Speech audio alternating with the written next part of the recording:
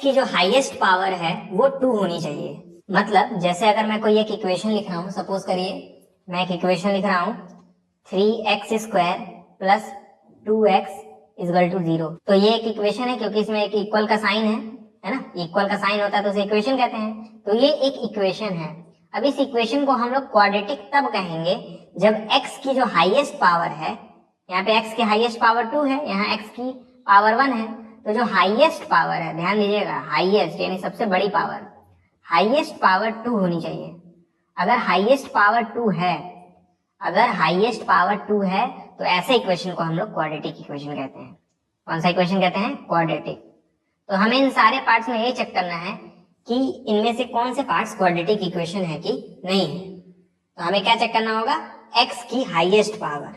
ठीक है, तो पहला पार्ट है x प्लस 1 का whole square equal to 2 bracket में x माइनस 3। इसको एक बार सॉल्व कर लेते हैं जिससे हमें कुछ आइडिया मिल जाए। तो देखिए यहाँ पे x प्लस 1 का होल स्क्वायर है, ये कुछ ऐसे है ना, a प्लस बी का whole square. a plus B का होल स्क्वायर आपको मालूम है? नहीं मालूम है तो मैं आपको बता दे रहा हूँ, ये होता है a square plus B square plus 2ab, है ना। तो x प्लस 1 का होल स्क्वायर क्या हो जाएगा? x स्क्वायर प्लस 1 का स्क्वायर प्लस 2 मल्टीप्लाई बाई, इन दोनों मल्टीप्लाई कर देंगे यानी x इंटू 1 इक्वल टू, इस 2 को x में मल्टीप्लाई कर दीजिए तो 2x हो जाएगा, इस 2 को 3 मल्टीप्लाई कर दीजिए तो माइनस 6 हो जाएगा। अब x स्क्वायर, 1 का स्क्वायर 1 होता है, 2 और x और 1 को मल्टीप्लाई करेंगे तो ऑब्वियस सी बात है 2x आएगा इक्वल टू 2x माइनस 6, है ना। अब एक काम करिए, ये जो दोनों चीजें हैं इन सबको लेफ्ट हैंड साइड लेके आ जाइए। ये जाएगा x square plus 1 plus 2x।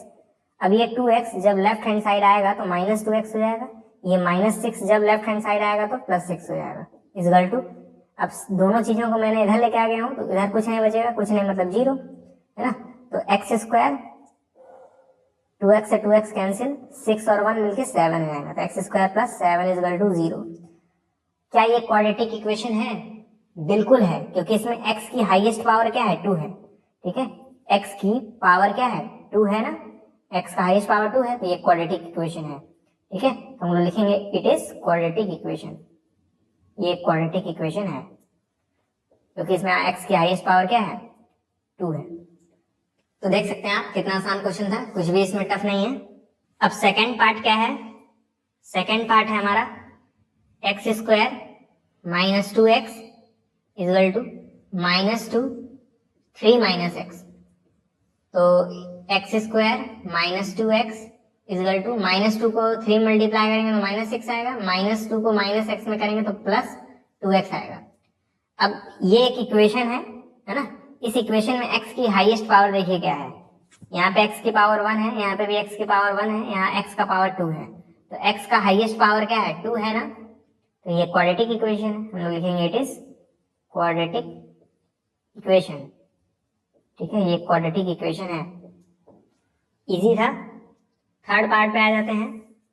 Third part में हमें गिवन है x minus 2 x plus 1 equal to x minus 1 x plus 3। ठीक है, तो इसे पहचानने से पहले कि ये क्वाड्रेटिक इक्वेशन है कि नहीं, इसे हमें सॉल्व करना होगा। तो x को x में करेंगे तो क्या आएगा? एक्स स्क्वायर आएगा ना, x को 1 में करेंगे तो प्लस x आएगा, माइनस 2 को जब x में करेंगे तो माइनस 2x आएगा, माइनस 2 को जब प्लस 1 में करेंगे तो माइनस 2 आ जाएगा इक्वल टू, x को x में मल्टीप्लाई करेंगे तो x स्क्वायर आएगा, x को 3 में करेंगे तो प्लस 3x आएगा। ठीक है, माइनस 1 को x में करेंगे तो माइनस x आएगा, माइनस 1 को प्लस 3 करेंगे तो माइनस 3 आएगा। ठीक है, तो अब देखिए इधर एक्स स्क्वायर है, इधर भी एक्स स्क्वायर है, दोनों के आगे सेम साइन है, तो ये दोनों कैंसिल हो जाते हैं। क्या ये आपको बात पता थी? अगर नहीं पता थी तो आप एक काम कर सकते हैं, इस एक्स स्क्वायर को लेफ्ट हैंड साइड लेके आ सकते हैं, तो माइनस एक्स स्क्वायर आ जाएगा, फिर एक्स स्क्वायर से एक्स स्क्वायर कैंसिल हो जाएगा। तो ऐसे याद रख लीजिए कि अगर दोनों साइड सेम क्वांटिटी होगी, मतलब एक जैसी चीजें होंगी और दोनों का साइन भी सेम होगा, जैसे यहाँ एक्स स्क्वायर का आगे प्लस था, यहाँ एक्स स्क्वायर का आगे प्लस था, तो दोनों कैंसिल हो जाते हैं। अब देखिए ये x और ये माइनस एक्स नहीं कैंसिल होगा, दोनों सेम है लेकिन साइन अलग अलग है। ठीक है, 2x और 3x भी कैंसिल नहीं होगा क्योंकि तो सेम ही नहीं है, यहाँ पे 3 यहाँ पे 2 है। ठीक है, अब देखिए इसमें सर्च करिए कहीं x का पावर 2 बचा, जैसे अगर ये कैंसिल हो गया तो क्या बचेगा हमारे पास? x minus 2 x minus 2 equal to 3x minus x -3। अब आप इसे चाहें तो सॉल्व भी कर सकते हैं, लेकिन कोई जरूरत नहीं है, हमें बस बताना है कि ये क्वाड्रेटिक इक्वेशन है कि नहीं है। ठीक है, तो यहाँ x की पावर 1 है हाईएस्ट, यहाँ पे भी x की पावर हाईएस्ट 1 है, यहाँ पे भी x की पावर हाईएस्ट 1 है, यहाँ पे भी x की पावर हाईएस्ट 1 है। क्या ये क्वाड्रेटिक इक्वेशन है? नहीं है, नॉट अ क्वाड्रेटिक इक्वेशन, क्योंकि हमें पावर 2 चाहिए होता है। नॉट अ क्वाड्रेटिक इक्वेशन, ये क्वाड्रेटिक इक्वेशन नहीं है। ठीक है, तो उम्मीद करता हूँ आपको समझ में आ रहा होगा। अब फोर्थ पार्ट क्या है, x minus 3 2x plus 1 equal to x bracket में x प्लस 5। तो इसे भी सॉल्व कर लेते हैं पहले। ये x जब 2x में मल्टीप्लाई होगा तो 2x स्क्वायर हो जाएगा, ये x जब 1 में मल्टीप्लाई होगा तो 1x हो जाएगा, ये -3 जब 2x में मल्टीप्लाई होगा तो -6x हो जाएगा, ये -3 जब 1 में मल्टीप्लाई होगा तो -3 हो जाएगा, x x में मल्टीप्लाई होगा तो x स्क्वायर हो जाएगा, x 5 में मल्टीप्लाई होगा तो 5x हो जाएगा। ठीक है, ये जाएगा 2x square, 1x minus 6x, ये जाएगा -5x, ये -3, ये जाएगा x स्क्वायर, ये जाएगा +5x। अब बताइए क्या ये और ये आपस में कैंसिल हो सकते हैं क्या? नहीं हो सकते हैं, क्योंकि ये दोनों सेम चीजें नहीं है। यहाँ पे 2 है, यहाँ पे x स्क्वायर है। एक काम करिए, x स्क्वायर को इधर लेके आ जाइए, तो जाएगा 2x स्क्वायर, x स्क्वायर जब इधर आएगा तो -x स्क्वायर हो जाएगा। ठीक है, यहाँ -5x है, इस 5x को इधर लेके आ जाइए तो +5x इधर आएगा तो -5x हो जाएगा, और ये -3 इजल टू इधर कुछ नहीं बचेगा तो 0। सॉल्व कर लेते हैं, 2x स्क्वायर में से x स्क्वायर घटाएंगे तो सिर्फ x स्क्वायर बचेगा, -5x -10x हो जाएगा, -3 इजल टू 0, है ना। अब देखिए ये क्वाड्रेटिक इक्वेशन है, क्योंकि इसमें x की हाईएस्ट पावर 2 है, यहाँ पे 1 है, यहाँ पे 2 है, तो ये क्वाड्रेटिक इक्वेशन है, इट इज क्वाड्रेटिक इक्वेशन। ठीक है ना, ये क्वाड्रेटिक इक्वेशन है। तो देख सकते हैं काफी आसान है इन सब चीजों को सॉल्व करना। तो फिफ्थ पार्ट भी हम लोग सॉल्व करेंगे। यहाँ पे 2x minus 1, x minus 3, x plus 5, x minus 1 दिया है। 2x को x में करेंगे तो 2x स्क्वायर आएगा, 2x को -3 में करेंगे तो -6x आएगा, -1 को x में करेंगे तो -x आएगा, -1 को -3 में करेंगे तो +3 आएगा, इजल टू x को x में करेंगे तो x स्क्वायर आएगा, x को -1 में करेंगे तो -x आएगा, 5 को x में करेंगे तो +5x आएगा, 5 को -1 करेंगे तो -5 आएगा। ठीक है, अब ये 2x स्क्वायर इस x के आगे 1 है तो -6x -1x, तो ये -7x हो जाएगा, +3 इजल टू x स्क्वायर, ये -x और ये +5 है, इस x के आगे 1 कर दीजिए। ठीक है, तो 5 में से 1 घटाएंगे तो 4 आएगा, है ना, और साइन किसका आएगा? जो 5 के आगे साइन है वही आएगा, क्योंकि 5 बड़ा है तो 4x आएगा, और यहाँ पे -5। ये सब आपको करने आता होगा, मैं ऐसा मान के चलता हूँ। ठीक है, अब देखिए अगर यहाँ पे 2x स्क्वायर है, यहाँ पे x स्क्वायर है, तो जब ये x स्क्वायर इधर आएगा, सपोज करिए x स्क्वायर इधर मैंने लाया तो -x स्क्वायर हो गया, बाकियों को यही रहने दीजिए, बाकियों से तो हमें कोई मतलब नहीं है। ठीक है, इधर है 4x, यहाँ -5। ठीक है, मैं बस x स्क्वायर को इधर लेके आया तो -x स्क्वायर हो गया, इन दोनों घटाएंगे तो क्या आएगा? x स्क्वायर आएगा, ये -7x +3 इजल टू 4x -5।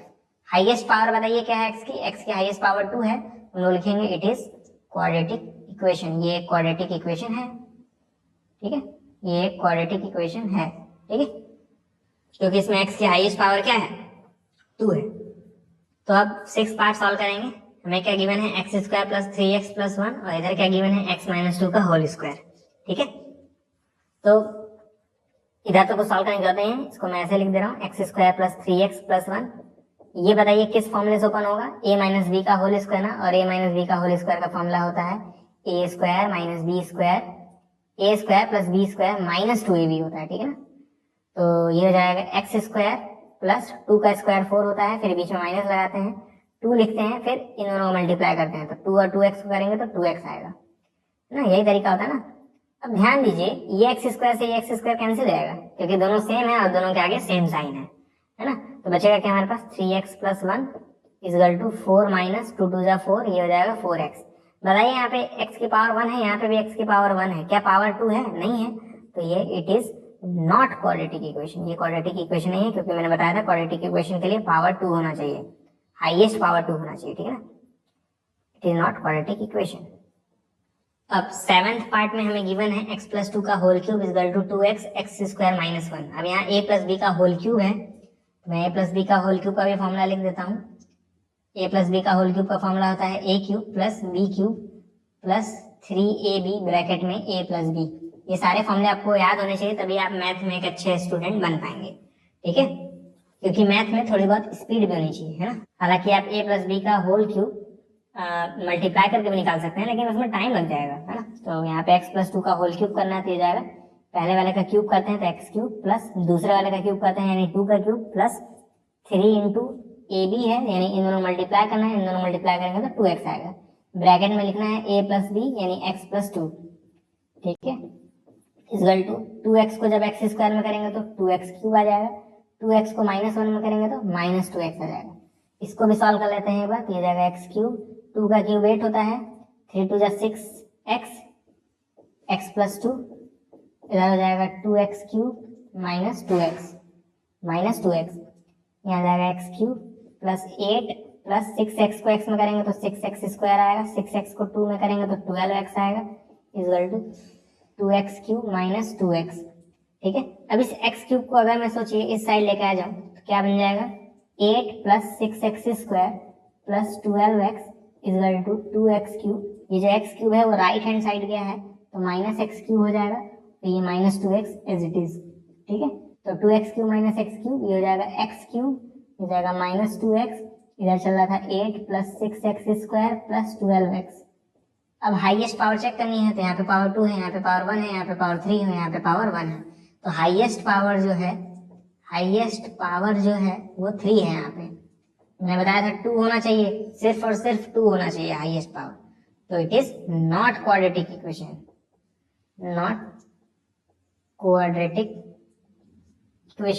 ये क्वाड्रेटिक इक्वेशन नहीं है। तो अब हम लोग आज का इस क्वेश्चन का आखिरी पार्ट सॉल्व करेंगे, ठीक है ना। तो लेफ्ट हैंड साइड में तो सॉल्व है, राइट हैंड साइड में हमें सॉल्व करना है। तो यहाँ a माइनस बी का होल क्यूब है, a माइनस बी का भी मैं होल क्यूब का फॉर्मूला लिख दे रहा हूँ, ये होता है a cube minus B cube minus 3ab bracket में a माइनस बी, ठीक है। प्लस वाले की तरह ही होता है, बस जहां जहां उसमें प्लस होता है वहां पे हम लोग माइनस लगा देते हैं माइनस के लिए, ठीक है, यही डिफरेंस है।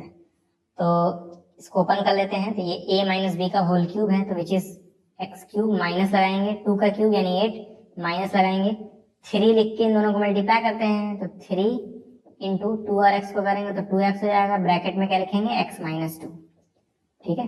इधर क्या चल रहा था x cube minus 4x square minus x plus 1, ठीक है। तो x cube minus 4x square minus x plus 1 is equal to x cube minus 8, ये 3 2 6x हो जाएगा, तो मैं लिख दे रहा हूँ 6x को जब x में करेंगे तो माइनस 6x स्क्वायर आएगा, ये माइनस मिलके प्लस हो जाएंगे, 6x को 2 में करेंगे तो 12x आएगा।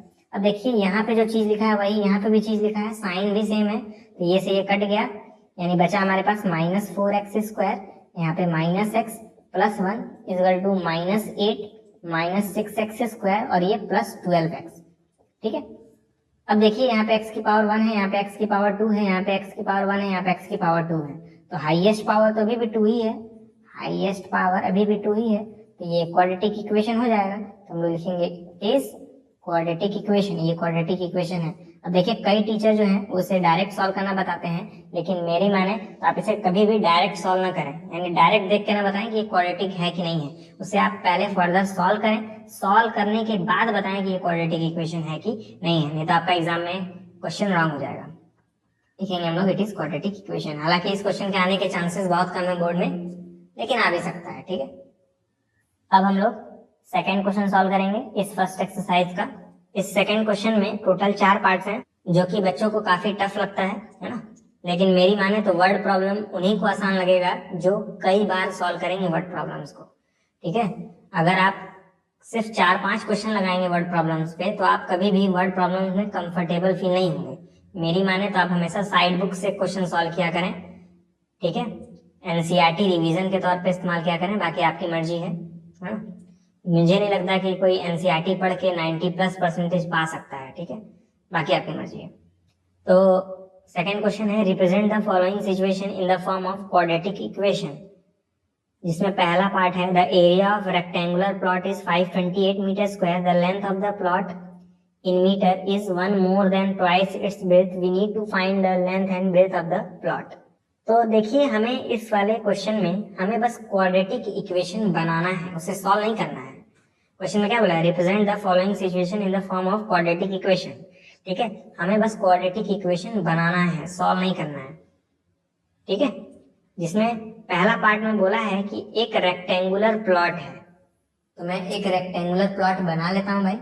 अब आप रेक्टेंगुलर प्लॉट के बारे में बहुत कुछ जानते होंगे, है ना। अगर ये रेक्टेंगुलर प्लॉट है, इसमें एक लेंथ होता है, ठीक है, इसमें एक लेंथ होता है और इसमें एक ब्रेथ होता है। ठीक है, तो क्वेश्चन में बोला है the area of rectangular plot is 528 metre square. Area दे दिया है, एरिया कितना दिया है, 528 मीटर स्क्वायर। एरिया हमें पता है।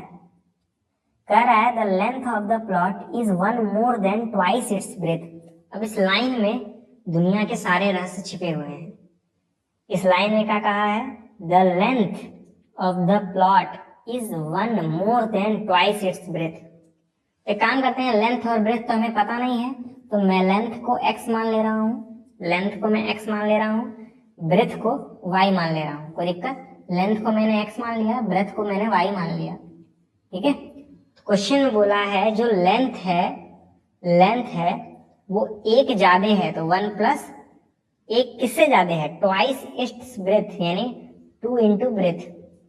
नहीं समझना है, कोई बात नहीं, मैं समझा रहा हूँ ना, चिंता ना करिए। क्वेश्चन में क्या बोला है, लेंथ इज, तो length equals to 1 more than, तो 1 प्लस ट्वाइस द ब्रेथ, तो ट्वाइस द ब्रेथ। हो गया, सिंपल।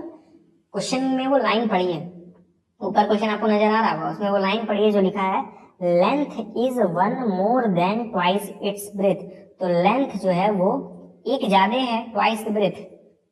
ठीक है, लेंथ जो है वो 1 ज्यादा है ट्वाइस द ब्रेथ। जो क्वेश्चन में बोला है ना वही करना है। लेंथ इज, तो मैंने लेंथ इज इक्वल टू लिख दिया, 1 मोर देन, तो मैंने 1 प्लस लगा दिया। अब भाई मोर देन है तो प्लस ही करेंगे ना, तो 1 प्लस, फिर बोला था ट्वाइस इट्स ब्रेथ, तो दुगना कर दिया ब्रेथ में। ठीक है ना, लेंथ को मैंने x माना था, तो लेंथ की जगह मैं x लिख दे रहा हूँ, is equal to 1 plus 2 into y, क्योंकि ब्रेथ y है। ठीक है, यहाँ तक तो आपको सब कुछ समझ में आ गया होगा मेरे ख्याल से। नहीं समझ में आया तो एक बार वापस देख लीजिए, दूसरी बार में आपको पक्का समझ में आ जाएगा। तो ये x की वैल्यू आ गई 1 प्लस 2y, आई बात आपको समझ में। अच्छा, एरिया का फॉर्मूला क्या होता है, लेंथ इंटू ब्रेथ होता है क्या, यही होता है ना। एरिया का फॉर्मूला लेंथ इंटू ब्रेथ होता है ना। एरिया हमें पता है 528, तो एरिया की जगह मैं 528 लिख दे रहा हूँ। लेंथ मेरा क्या है, x है, तो यहाँ x इंटू ब्रेथ क्या है मेरा, y है, तो x इंटू y, यानी मेरा 528 is equal to x into y। y की वैल्यू, x की वैल्यू मुझे पता है, x की वैल्यू मुझे पता है, x इज इक्वल टू क्या है 1 प्लस 2y, तो इस x की जगह मैं लिखूंगा 1 प्लस 2y, और बाहर y तो है ही। अब इस y को अंदर मल्टीप्लाई कर देंगे, तो y को 1 में करेंगे तो y हो जाएगा, प्लस y को 2y मल्टीप्लाई करेंगे तो 2y स्क्वायर हो जाएगा, और इधर 528, है ना। अब एक काम करिए, इस 528 को ना राइट हैंड साइड लेके जाइए, 2y स्क्वायर को मैं पहले लिख दे रहा हूँ, इस y को बाद में, तो प्लस y।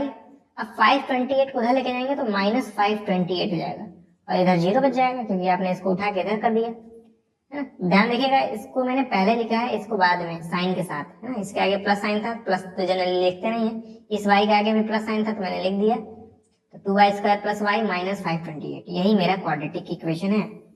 ठीक है, यही मेरा क्वाड्रेटिक इक्वेशन है। ये आंसर सही है, हो सकता है आपके एनसीईआरटी में कोई और सॉल्यूशन दे रखा हो, लेकिन ये आंसर सही है, मैं आपको गारंटी देता हूँ। ठीक है, वो अगर आंसर अलग आ रहा होगा तो इसके पीछे सिंपल सा रीजन है, जैसे मैंने यहाँ पे x को हटाया है, वो आपके सॉल्यूशन में उसने y को हटाया होगा। ठीक है, ये भी क्वाड्रेटिक इक्वेशन सही है, याद रखिएगा। ठीक है, गलत नहीं है। उम्मीद करता हूँ आपको समझ में आ गया होगा, इजी क्वेश्चन था, कुछ इसमें अलग था नहीं था। अब हम लोग सेकंड पार्ट सॉल्व करेंगे। ठीक है, इसको आप कॉपी में नोट कर लीजिएगा, ये इंपॉर्टेंट क्वेश्चन भी है बोर्ड के लिए। तो सेकंड पार्ट है the product of 2 consecutive positive integers is 306, we need to find the integers. अच्छा, बहुत इजी सा है ना। कॉन्जिक्यूटिव इंटीजर मतलब आप क्या समझते हैं, what is meant by consecutive integer. Consecutive integer मतलब आप क्या समझते हैं, कॉन्जिक्यूटिव इंटीजर मतलब होता है, जैसे अगर मैं 3 लिख रहा हूँ ना, तो अगला 4 होना चाहिए। मतलब अगर एक नंबर 3 है तो अगला 4 होना चाहिए, है ना, एक बढ़ के होना चाहिए। जैसे मैं 26 ले रहा हूँ तो अगला 27 होना चाहिए, अगर मैं 36 ले रहा हूँ तो अगला 37 होना चाहिए।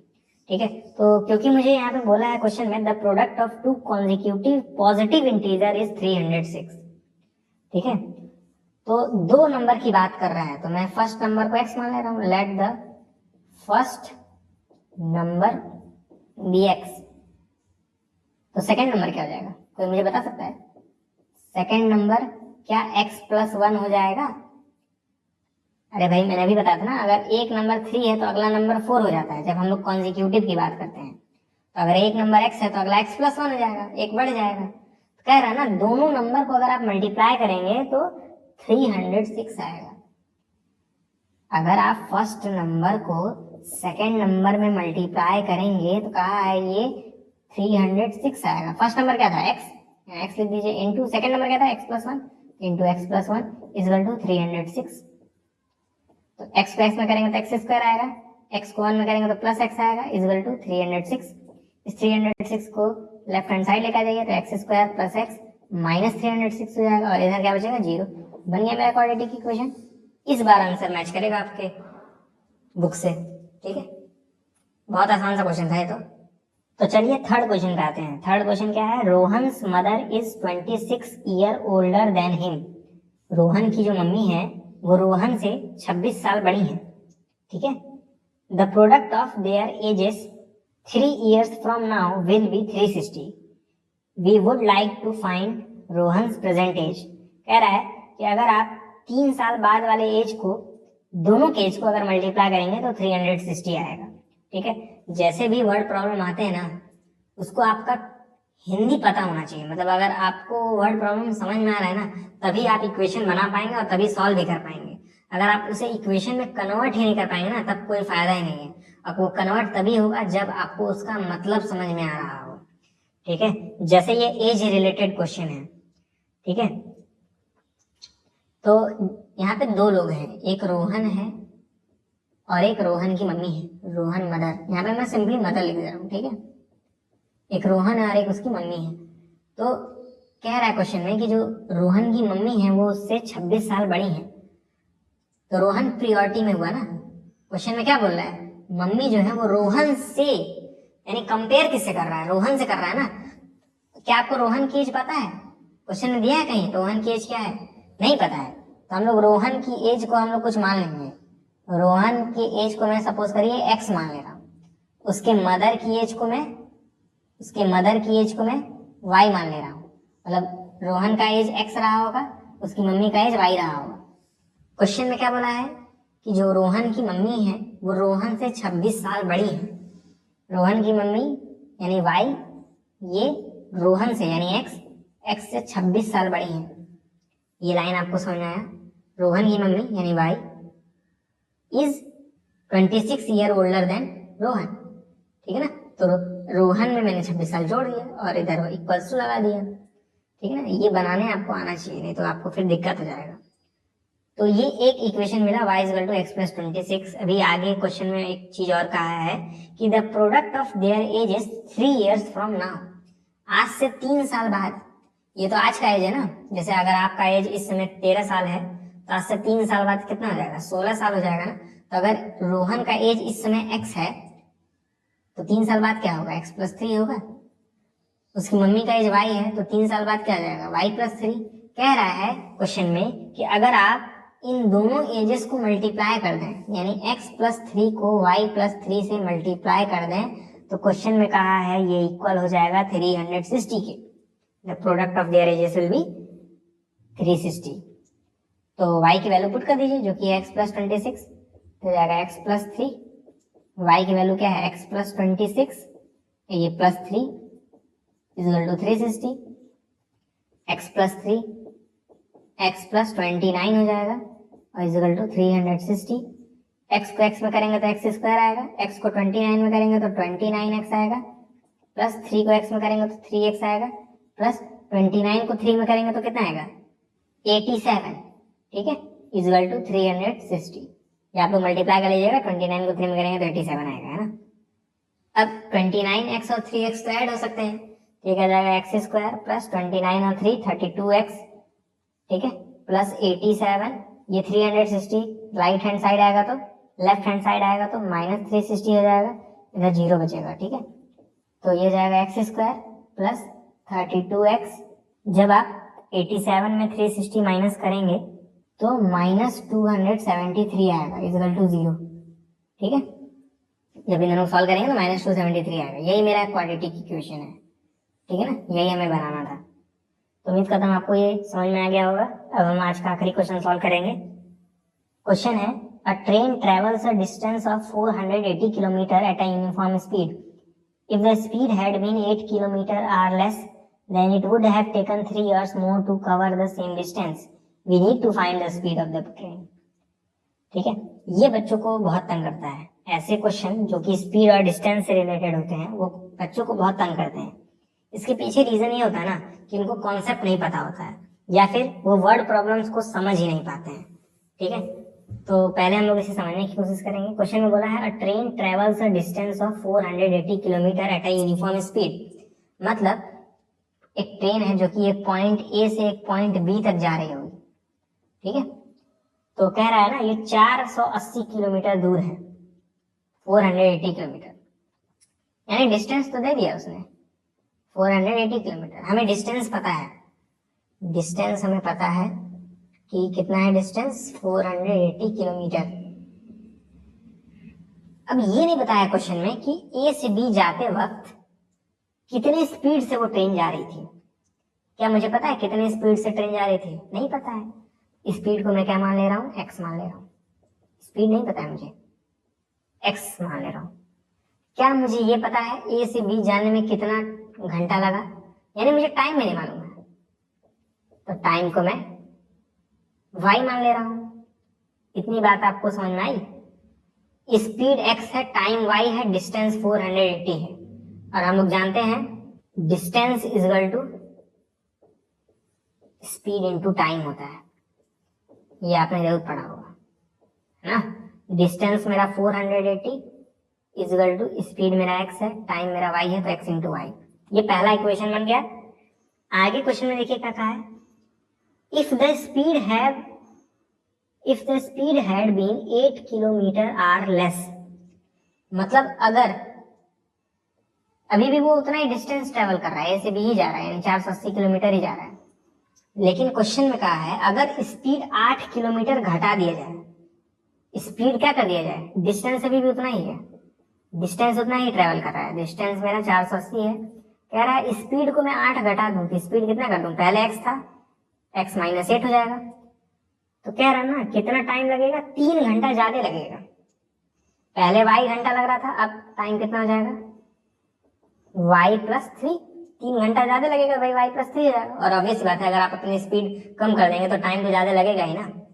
तो अब स्पीड हो गया x -8, यहाँ पे टाइम y था, टाइम हो गया y+3। आई बात समझ में? तो फिर से वही formula, distance is equal to speed into time.